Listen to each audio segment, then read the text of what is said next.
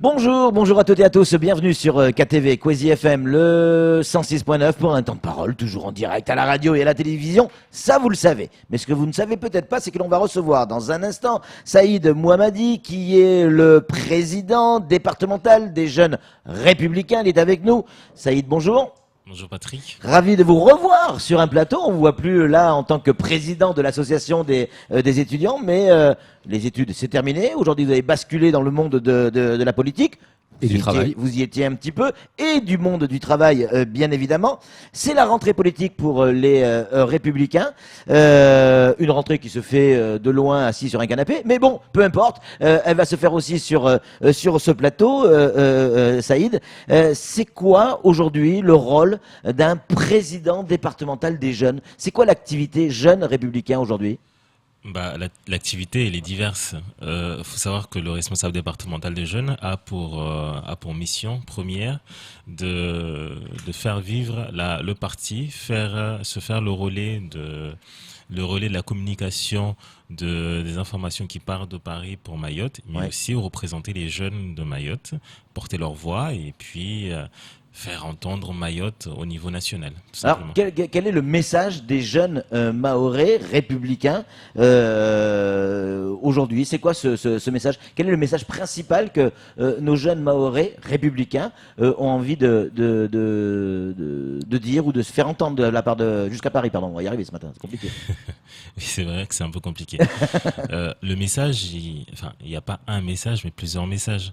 Je dirais que avec toutes les difficultés qu'on a sur le territoire, avec tous les enjeux et tout ce qui va avec, aujourd'hui, les jeunes républicains de Mayotte disent on est prêts, nous sommes là pour le développement du territoire et on va faire en sorte de faire changer la vision de la politique des Mahorais. Faire la politique, non pas pour faire la politique, mais rendre un service aux Mahorais et aux Français d'une manière générale. On va demander effectivement à la régie de monter un peu le micro de Saïd, qui est un petit peu bas, semble-t-il, si l'on en croit nos auditeurs.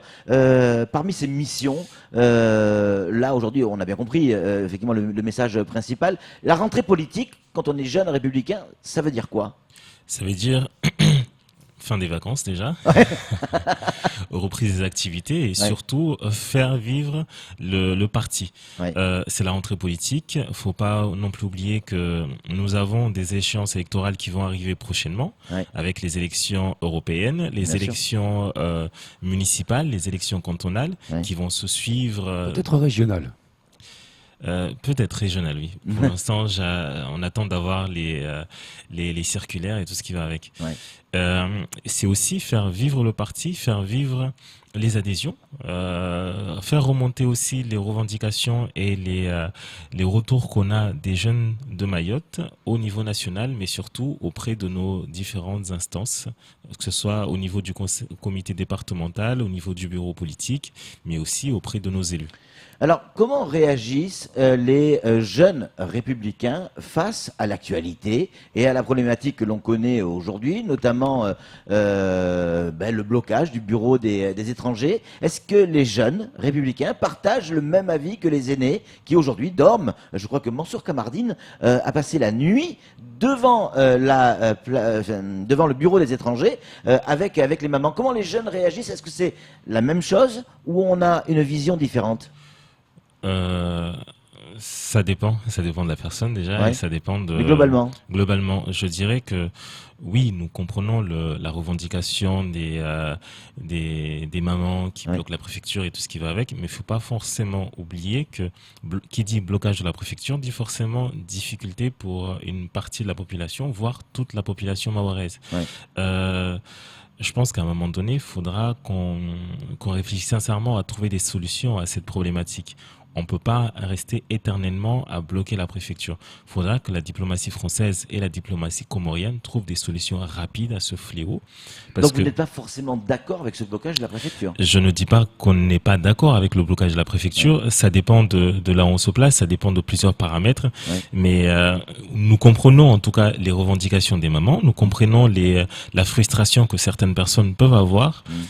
D'ailleurs, le député de Mayotte, Mansour Kamardine, et président de notre fédération, a tenu à dormir Vous devant. confirmez cette information? Je confirme l'information, et d'ailleurs, il l'avait annoncé lors du séminaire qu'il y avait eu. Il s'était engagé à aller dormir auprès des mamans présentes à la préfecture pour déjà prendre la température sur le lieu et aussi comprendre les revendications et vivre la situation pour pouvoir mieux la porter au niveau national. Mais il faudra qu'on trouve une solution rapide à ce problème et il faudra qu'on se dise la vérité, quoi qu'il en soit. On a une photo de Mansour Kamardine qui dort sur place, on vous la montrera tout à l'heure, elle est encore dans mon téléphone. Samuel Bocher, le rédacteur en chef de France Mayotte Matin, a une question à vous poser, Saïd. Oui, vous avez aligné les échéances électorales, si fait, c'est bien, mais il y en a une qui est beaucoup plus proche de nous et qui vous concerne au premier chef, c'est les élections de la Fédération de Mayotte, avec la présidence des Républicains qui va être renouvelée, avec le bureau politique, et ça aussi, ça se prépare. Oui, ça se prépare, ça fait déjà un bon moment que ça se prépare. Il faut savoir qu'au niveau de notre fédération, nous avons fait des tournées dans l'ensemble des sections des différentes communes de Mayotte, en expliquant l'intérêt de ces échéances électorales, en expliquant les sièges à renouveler, mais surtout sensibiliser les militants à cette organisation. Il faut savoir que le 13 et le 14 de ce mois-ci, nous allons avoir les élections internes à notre parti, où on va avoir le renouvellement de la présidence, le renouvellement des délégués de circonscription, des représentants au Conseil national, mais aussi première à Mayotte, on aura un représentant des nouveaux adhérents. Ça va faire vivre le parti. Il faut savoir que les Républicains est le parti, si j'ose dire, historique de Mayotte, avec les revendications qui sont portées au niveau national. Nous avons eu la mobilisation des Mahorais avec l'élection de Nicolas Sarkozy et bien d'autres. Les Républicains ont toujours été aux côtés des Mahorais et renouveler le bureau politique à Mayotte montre bien, encore une fois, que nous sommes un parti qui vit, nous sommes un parti qui fonctionne actuellement. Alors on a bien connu à l'époque, c'était Bavy, je crois, si je dis pas de bêtises, qui était président des Jump. Hein, Oui. les jeunes de l'UMP. Est-ce que quand on est jeune, ce qui est votre cas, hein, il y a moins d'un an, vous étiez encore sur ce plateau en tant que président de l'association des étudiants, passer par des étapes comme la présidence de l'association des étudiants, c'est obligatoire pour faire de la politique derrière? Je ne sais pas si c'est obligatoire ou pas. Mais c'est une bonne école. C'est une bonne école, oui. Il faut savoir que, alors, passer à la présidence des étudiants, l'association des étudiants du Centre universitaire de Mayotte, m'a permis d'une certaine manière d'avoir un regard plus critique, plus lucide, si j'ose dire, sur la réalité du territoire. Et on se rend compte qu'avec avec tous les enjeux de Mayotte, à un moment donné, il fallait passer par la politique pour pouvoir faire bouger les choses. Quand je dis passer par la politique, c'est pas forcément dire devenir élu ou viser une casquette d'élu. Ouais. Je pense que être cadre dans un premier temps d'un parti politique nous permet de voir les choses de l'intérieur, connaître les difficultés de chacun. Et si un jour l'opportunité se présente, je sais pas, on verra. Mais pourquoi avoir choisi les Républicains quand vous étiez étudiant et que vous regardiez effectivement comment ça se passe autour de vous, que vous revendiquez un certain nombre de choses, vous aviez la possibilité en fonction des idées, de choisir plutôt à gauche, plutôt à droite, plutôt au centre. Pourquoi et à partir de quand, ou qu'est-ce qui a fait que vous êtes dit non mais ma famille politique c'est forcément les Républicains? Je sais pas, enfin, c'est un peu compliqué. C'est un peu compliqué de répondre à la question. Faut savoir que je partage les valeurs des Républicains. Je partage aussi les idéologies qui sont portées par notre famille politique. Et surtout, je me suis reconnu par les idées qui sont portées par certains et surtout par les projets, tout simplement. Les Républicains s'est montré comme le parti qui avait des projets et de l'ambition pour le territoire. Du moins, c'est ce que j'ai ressenti.